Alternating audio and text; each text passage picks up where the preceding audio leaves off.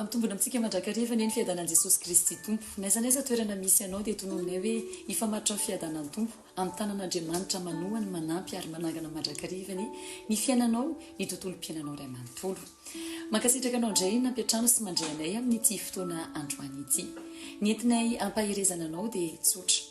Tsy afaka miaina ary tsy afaka miana-tena na inana ina isika raha misaraka amin'Andriamanitra.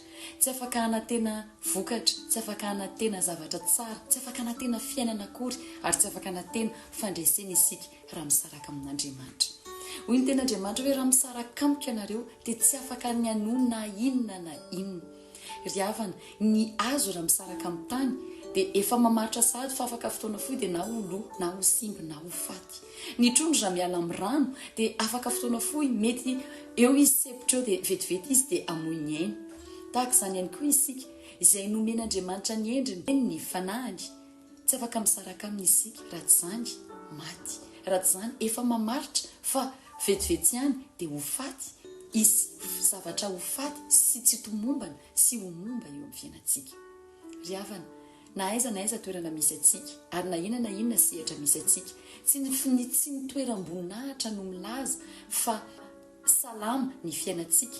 Tsy ny toeram-boninahitra, tsy ny zavatra mety ananantsika androany na tsy ananantsika androany na aintsika androany na tsy haintsika androany no afaka hiteny fa andeha hatrezany lalana mbola ho alehantsika. Fa ny tena marina, ilay loharantsika no mamaritra ny fiainantsika ho avy iray manontolo.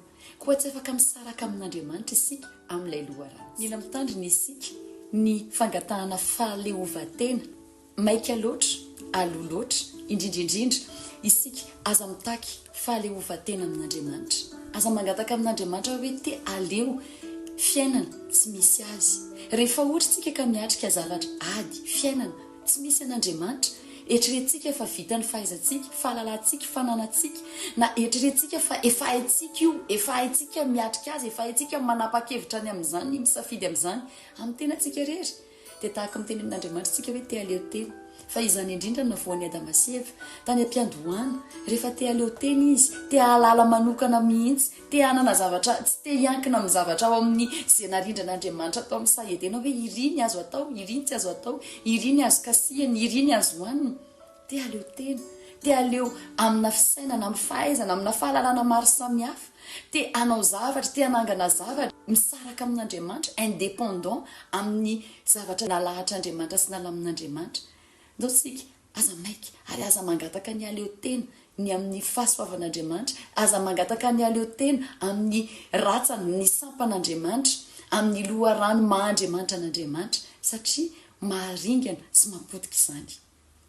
Vao maika ary ndao mangataka amin'Andriamanitra hoe tsy mahavita tena lavitra anao, tsy mahavita tena irery hafa mila anao. Ny fiainako Andriamanitra tsy afaka tenaiko fa tahaka ny voninkazo na hazo anankiray hongotana amin'ny tany dia tsy hisy fiainana tena aminy raha ohatra ka misaraka aminao. Aza misaraka amin'Andriamanitra fa raha misy hazo ambolena eo amoron-drano, eo amorona loharano dia tsy ho simba, tsy ho ritra. Mandrakizay izy fa hamohan'ny fotoana rehetra, hamohan'ny fotoana rehetra ny ianao. Tain'Andriamanitra tompoko.